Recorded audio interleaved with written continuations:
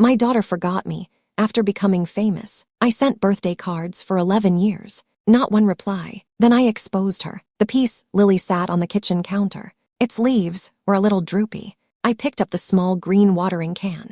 A Tuesday, mid-morning. Just another Tuesday, in a long line of them. The sun streamed in through the window above the sink. It hit the dust motes dancing in the air, made them look like tiny diamonds. I stood there, watching the water soak into the soil. It used to be Sarah, who loved watching the dust dance. She called them fairy lights. She was always seeing magic where I saw ordinary. That was my Sarah, my bright, beautiful Sarah. I'm Martha. I'm 71 years old now. My hands are starting to show their age. The knuckles a little thicker, the skin a little thinner, but they still remember. They remember holding tiny fingers, tying shoelaces, wiping away tears. They remember folding laundry late at night, ironing costumes for school plays. My hands remember sacrifice. They remember love. They remember the ache of a child growing up. And they remember the emptiness of a child growing away. This house, it's been mine for 45 years. Harold and I bought it when Sarah was just a baby. A small bungalow, 2 bedrooms, a big yard. We painted the nursery yellow. Sarah had her own room, filled with stuffed animals and storybooks. She'd wake up singing, always singing, off-key sometimes, but full of joy. She'd put on little shows in the living room. For Harold, for me, for anyone who would watch. She had this spark, this energy. You couldn't miss it. Even then, Harold worked hard. He was a mechanic, good with his hands, solid, reliable. He wasn't a man of many words, but he loved Sarah fiercely. He'd sit on the floor, playing tea party with her, wearing a tiny plastic tiara, his big calloused hands carefully holding a miniature teacup. Those were good years, simple years. We didn't have much, but we had each other. We had Sarah. That felt like everything. Sarah dreamed big, always had. She wanted to be on TV. She wanted to sing on stage, to act in movies. We lived in a small town, the kind where everyone knows everyone, where dreams often stayed just dreams. But not for Sarah, not for my girl. She had a drive, a fire. From the moment she could talk, she knew what she wanted, and I believed in her. More than anyone, I had to. She was my baby. I signed her up for dance classes, even though it stretched our budget thin. Ballet slippers, tap shoes, recital costumes. Every penny felt worth it. I drove her to auditions for community theater productions, sometimes 2 hours away, in our old station wagon, the one with the rattling exhaust pipe. We'd listen to her favorite pop songs on the radio, sing along at the top of our lungs, windows down, hair blowing in the wind. Those drives, those were some of my happiest memories. Just us, sharing a dream. She got accepted into a performing arts high school in the city. A big city, not too far, but far enough to feel like a huge step. Harold was worried. He thought it was too much money, too much travel, too many chances for disappointment. But I fought for her. I saw the light in her eyes. I saw her potential. We took out a second mortgage on the house. Harold worked even more overtime. I started cleaning houses on the side. Whatever it took. For Sarah, for her future. She thrived there. She was a natural. Everyone said so. Her teachers called me. Rave reviews. She got the lead in every play. Her voice, it was clear and strong. She had a presence. When she was on stage, you couldn't look away. I'd sit in the audience, my heart swelling with pride. Sometimes a tear would escape. Just one, for the pure joy of watching her shine. She'd always find me after the show, run into my arms, her face flushed, her eyes bright. Did you see me, Mom? Did you see? And I always did. I always saw her. After high school, she wanted to move to Los Angeles, to pursue acting, to make it big. This was a bigger fight with Harold. He wanted her to go to college, to have a backup plan, a sensible life. But Sarah, sensible wasn't in her vocabulary, and I understood. I remembered my own small dreams. Dreams I'd put aside for practicalities, for marriage, for motherhood. I didn't want that for her, not if she had a real chance. So we helped her. Again, we emptied our savings. Harold refinanced the house again. It felt like walking on a tightrope. No safety net, but it was for Sarah. Always for Sarah. I flew out with her, helped her find a tiny apartment above a noisy restaurant. We bought cheap furniture from a thrift store, put it together ourselves. We painted her walls a soft blue, her favorite color. I stocked her fridge, hugged her tight, told her to call me every day. She promised she would. She said she'd never forget where she came from. She said she'd never forget us. The calls were frequent at first, every night, then every other night, then a few times a week. She was going to auditions. taking acting classes, working a part-time job as a barista. She was tired, but excited, full of hope. I loved hearing her voice, her stories, her struggles, her small victories. I was her anchor, her confidante, her biggest cheerleader. Years passed. They blended into a rhythm of phone calls and occasional visits. She'd come home for Christmas, for my birthday, for Harold's birthday. She never came for more than a few days, always rushing back. Work calls, Mom. You understand. And I did. I understood. Her career was starting to pick up. Small parts in TV shows, commercials, voiceover work. We'd gather around the TV. Harold and I, my sister Carol, her husband Mike, my brother David. We'd watch, point at the screen. There she is. That's our Sarah. We were so proud. Then came the big break. A recurring role on a popular network drama. It wasn't the lead, but it was significant. It was her face, her name, up there in the credits. I cried when I saw it. Just a flood of happy tears. Harold squeezed my hand. He had that quiet pride in his eyes. The show became a hit. And Sarah, she became a familiar face, a recognizable name. People started stopping her on the street, asking for autographs. Her life changed overnight, and mine did too, but not in the way I expected. The phone calls became less frequent, less personal, more rushed. I'm so busy, Mom. Media appearances, travel, meetings. I'd ask her about her day. She'd tell me about her schedule. Not her feelings, not her fears, not the little things she used to share. It felt like talking to a publicist, not my daughter. I started hearing things from other people. My neighbors would tell me they saw Sarah on a talk show or in a magazine. Didn't she mention it, Martha? No, she hadn't. I'd pretend I knew. Oh yes, she's so busy. I just forgot to mention it. I'd rush home, turn on the TV, or look online to catch a glimpse of my own daughter, to hear her talk about her life. A life I wasn't a part of anymore. Then Harold got sick. It was fast. Pancreatic cancer. Stage 4. The doctors gave him 3 months. Maybe 4. I called Sarah immediately. She was filming a movie. In Europe. She said she'd try to come.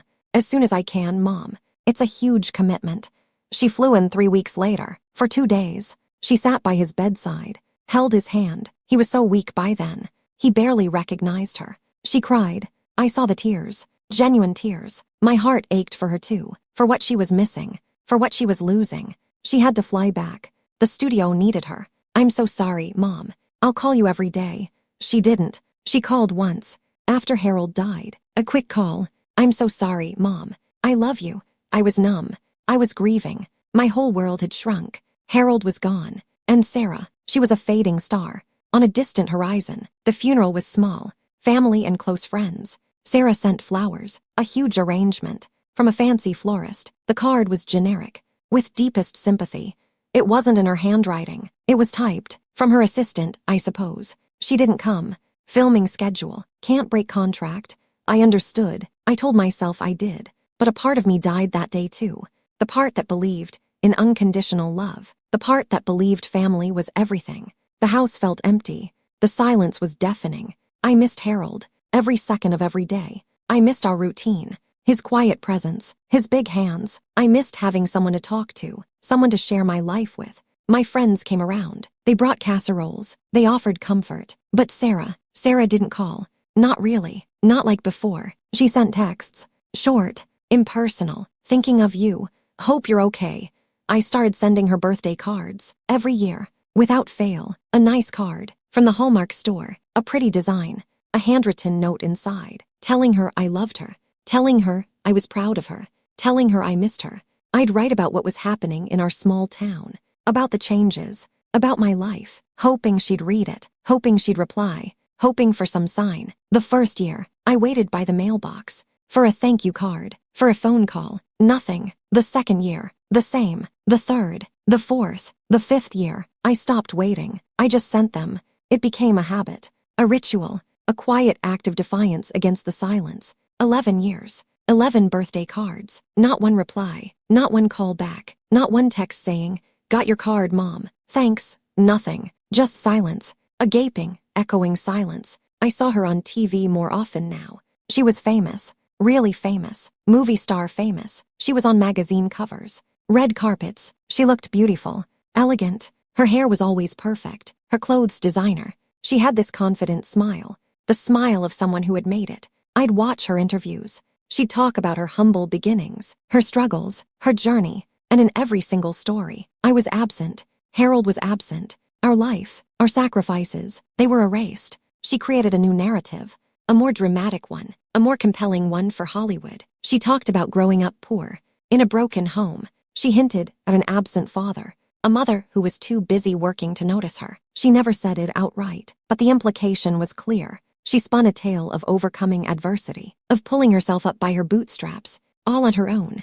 It made for a better story, a better movie pitch. But it wasn't my story. It wasn't Harold's story. It wasn't Sarah's real story. The first time I heard her say it, on a daytime talk show, she was talking about her difficult childhood, how she essentially raised herself. The host nodded sympathetically. The audience clapped. My blood ran cold. I remember holding the remote control so tight, my knuckles turned white. My hands started to shake. I felt a nausea rising in my stomach. It wasn't just forgetting. It was rewriting. It was erasing me. Erasing Harold, erasing our entire life together. My sister Carol called me right after the interview aired. "Martha, did you see that? What is she talking about? A broken home, absent father. Harold worked himself to the bone for that girl. And you, Martha, you gave her everything."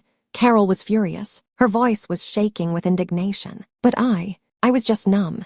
A deep, cold numbness settled over me. It felt like a punch to the gut, like a betrayal, far deeper than just neglect. It was a denial of my very existence as her mother. For weeks after that, I walked around in a fog. I didn't eat much. I couldn't sleep. Harold's old armchair felt heavier. The house felt colder. I looked at old photos. Sarah as a baby. Sarah as a little girl. Sarah graduating high school. Her arm around me. Both of us smiling. Those memories, they felt like a lie now. Like they belonged to someone else. Someone whose life hadn't been erased. I started thinking about those birthday cards. 11 years. Each one, a little piece of my heart, sent into the void. Each one, a reminder of my love, of my longing, of her silence, and her rewriting of history. It built up inside me, a slow burn, from numbness to confusion, to grief, and then, to a quiet, steady rage. I wasn't a spiteful person. Never had been. I was a mother.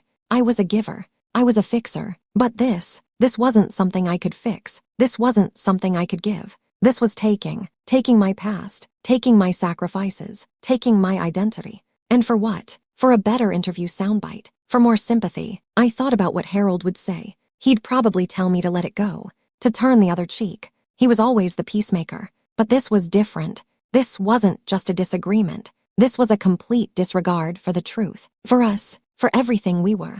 And I realized, letting it go meant letting her win, letting her narrative become the only one. And I couldn't do that. Not anymore. I had to fight. For Harold's memory. For my own. I didn't know how to fight. I was just an old woman in a quiet town.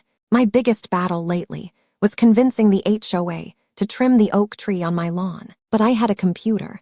Harold had bought it for me years ago, so I could email Sarah, so I could see her movies. I had resisted learning how to use it. But now I sat down, and I started to type. I thought about writing to a newspaper, to a magazine, but who would listen? I was nobody, just a disgruntled old mom. But then I remembered something Sarah had told me years ago, about how social media could make anyone famous, how a story could go viral. I started with a simple post, on a platform I barely understood. Facebook. I created an account. Took me a week. Carol helped me. She saw the fire in my eyes. She understood. "You tell your story, Martha," she said. "The world needs to know." I didn't write a long, angry rant. I wrote about Harold. I wrote about the yellow nursery, about the station wagon rides, about the second mortgage, about the sacrifices, about the birthday cards. I posted a picture, one of Sarah and me, from her high school graduation, her arm around me, her eyes bright with the future, my eyes bright with pride. Then I wrote about the lie, about the erasure. I wrote that I didn't want money. I didn't want fame. I just wanted my story, my truth, to be heard. I wanted my daughter to acknowledge her past, her real past, not the one she invented. I pressed post. My finger hovered over the mouse button for a long time. My heart was pounding. I felt terrified and liberated, all at once. Then I waited. Nothing happened for a day. Then, too, I started to think I was foolish, that no one cared, that I was just shouting into the void again. And then, on the third day, Carol called me, her voice breathless. "Martha, your post, it's everywhere. It's going viral." I looked at my computer. The numbers were astounding. Shares, likes, comments, thousands, tens of thousands. People were reading my story. People were believing me. People were outraged. She's a fraud. How could she do that to her mother? Disgraceful. The comments poured in. Some were cruel, some were supportive, but they were there. People were seeing me. They were seeing my truth. A local TV station called me, then a national one, then a magazine. They all wanted an interview. They wanted to hear the story. From me, the real story. I hesitated. I was a private person. I hated being in the spotlight. But this wasn't for me. This was for Harold, for all the years we gave. For the truth, I agreed to an interview. In my living room, the same living room where Sarah had performed her little shows, the yellow walls that had faded with time. I showed them the old photo albums, the scrapbooks I kept, filled with newspaper clippings of Sarah's early performances, the tiny ballet slippers. I spoke calmly, clearly. I didn't cry. I didn't rant. I just told my story, my quiet, heartbroken truth. The interview aired. It was everywhere. My story, the story of the forgotten mother, the story of the 11 birthday cards. It blew up. It became a national conversation. People debated it. Commentators discussed it. Was Sarah a victim of her own success, or a cold, calculated liar? The studio that was producing Sarah's new movie, they put out a statement, a bland corporate statement, saying they were aware of the allegations, that they supported their talent, but you could feel the unease. The controversy was starting to hurt her image. Then Sarah responded, through her publicist, a carefully worded statement, expressing sadness and concern for her mother, suggesting I was perhaps confused or misremembering things due to my age and grief, that I was a loving mother but also a complicated figure. A subtle smear, a quiet dismissal. It stung, but it didn't break me. Not anymore. I had found my voice. The media latched onto her response. It fueled the fire. People called her out. Complicated. She erased you. She called her own mother confused. The tide was turning. Then came the letter. From a law firm, Sarah's law firm. A cease and desist letter, demanding I remove all posts, stop all interviews, stop talking about her, or face legal action. My heart sank when I read it. A letter from my own daughter, threatening me with liars. It felt like the ultimate betrayal. The final cut. I didn't know what to do. I talked to Carol. She told me to fight. My brother David, always the pragmatist, suggested I comply. You can't fight Hollywood, Martha. You'll lose everything. But something inside me wouldn't let me. I looked at Harold's old armchair. I thought about him, working all those hours. For her dreams. And I thought about myself. All the years, all the love, all the sacrifice. I wasn't going to be silenced. Not by a lawyer's letter. Not by my own daughter. I found a pro bono lawyer. A young woman. Fierce, determined. She believed my story. She told me I had every right to speak my truth, that this wasn't defamation. This was a mother's experience. Her pain. The legal battle began. It was ugly. Sarah's lawyers tried to paint me as an opportunist, as a bitter, aging woman trying to cash in on her daughter's fame. They dug into my past, tried to find any flaw, any imperfection, any moment of weakness, to discredit me. It was humiliating, painful. Every accusation felt like a knife, twisting in an old wound. But I stood firm. I had nothing to hide. I had only my truth. My lawyer presented the evidence, the old photos, the meticulously kept scrapbooks, letters from Sarah as a child, thank you notes she wrote for Christmas presents, and yes, the stack of unopened birthday cards, all 11 of them, still pristine, still carrying my words, my love, unread, unanswered. The public watched. The story continued to dominate headlines. It wasn't just about Sarah and me anymore. It was about parental abandonment, about the cost of fame, about truth versus narrative. Sarah never spoke to me directly. Not once during all of this. It was all through liars, through publicists, through the cold, unfeeling machinery of her new life. The daughter I raised, the girl who used to sing off-key in my living room. She was gone, replaced by this polished, distant stranger who wielded liars like weapons. The case dragged on for months. It drained me, financially, emotionally. I spent hours in courtrooms, in offices, recounting the same stories, reliving the same pain, over and over.